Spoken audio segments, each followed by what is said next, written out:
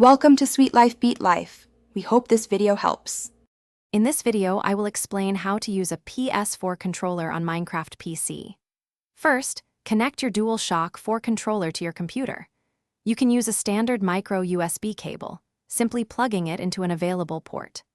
Alternatively, you can connect wirelessly via Bluetooth by holding down the Share and PlayStation buttons until the light bar flashes, then pairing it through your computer settings. Either method works perfectly for establishing that initial link.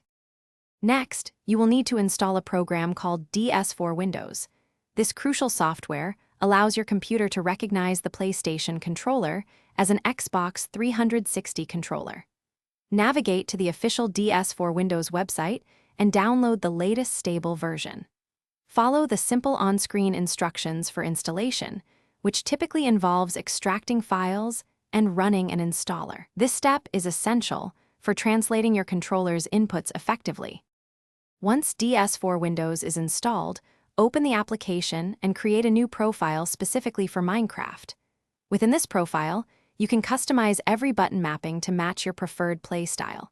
Assign actions like jumping, mining, and placing blocks to the buttons and triggers of your DualShock 4.